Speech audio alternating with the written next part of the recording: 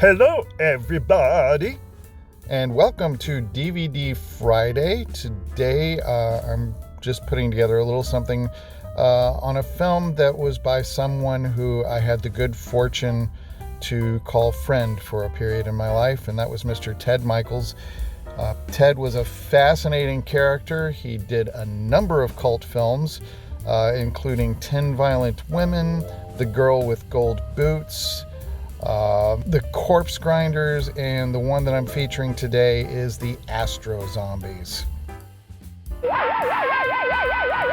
Terror stalks the streets as a scientist's human transplantation experiment runs amok. The Astro Zombies. It is done, Francho. John Carradine and Wendell Corey star in one of the most frightening horror films ever made. Watch in terror, scream in fright, thrill to breathless excitement as these skull-faced Astro Zombies strike blindly at living flesh, tearing, ripping, and killing with blood-drenched fury. Unbearable suspense and sadistic terror grip the senses as these human transplants threaten the safety of a city. This is a very delicate situation. We are concerned with the mutilation murders that have occurred over the past 6 months. The beautiful, voluptuous, deadly, vicious Satana, a woman who would stop at nothing to gain control over the Astro Zombies, whose creed was kill, kill, kill. Killing. Between them, they created a blood-soaked reign of terror to stagger the imagination. The Astro Zombies, a strange, weird, unbelievable breed of living dead in human form. Their deranged, transplanted brains could only lead them to murder, action to thrill you, suspense to make your blood curdle. You watch in frightened fascination. Beating hearts and throbbing, living brains are transplanted by a scientist whose motives are entirely dedicated to evil. Come on. Who are you? Watch as the vicious Satana tortures her victim. Watch as the Astro Zombies attack with maniacal fury. Watch as a deadly weapon cuts a head in two. Watch as the blood flows and splatters the screen. Watch the Astro Zombies. You will die 1,000 deaths as you watch the Astro Zombies, starring Wendell Corey and John Carradine. Astro Zombies is about a collection of foreign agents and a federal agent who are all after a mad scientist who's basically creating these mutilator monsters in his basement. So the Astro Zombies themselves are not from outer space, and they're not exactly zombies, they're robots.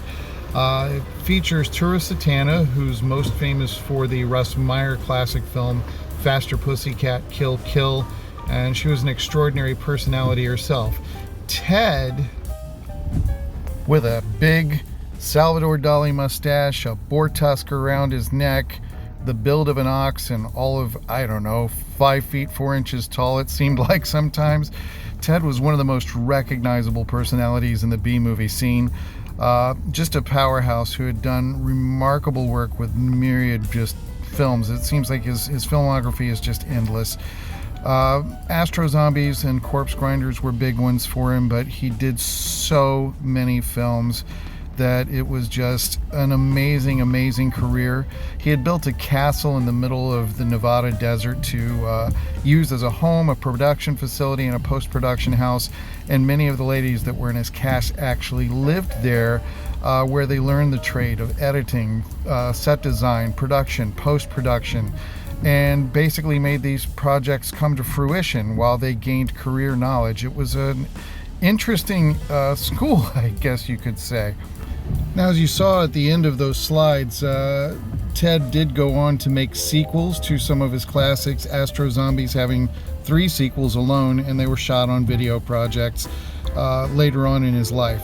All of his early projects were shot on 35 millimeter. He went for the big look, and just used short ends, and he had explained to me in various conversations over the years how he would purposefully write scripts where he could have parallel scenes on the same timeline that he could switch back and forth between the narratives in order to give the audience the impression that there were more camera setups than there were, because the rapid fire editing would make the picture feel like a bigger picture. And he would use a number of names. So he was Ted Mikels, he was Theodore Mikels, he was T. Vincent McCase, and he would just put all these things into the credits, crediting himself 5-6 different ways, because that also looked like a bigger production.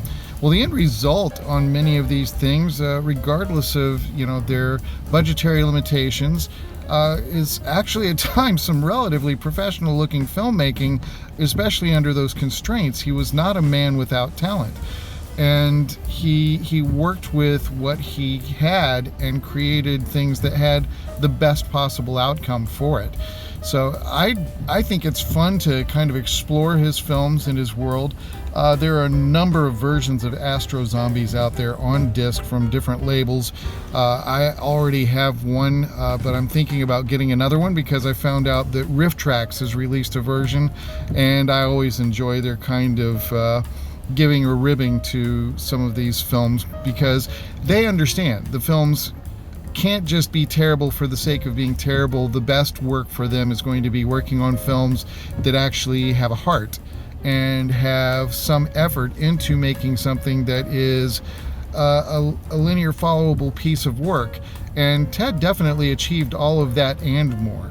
So I think that while the films may be on the campy side of things, which is part of their charm, they also would make good material for this kind of thing. And he had worked on a couple of bigger budget films that did show up on classic episodes of Mystery Science Theater, and it seemed like he was somebody who was receptive to what they were doing, and he seemed to actually not be offended by it at all. He actually kind of got a kick out of it. So anyway, that is Astro Zombies, and go and pick up a copy. See a weird movie today. See you real soon.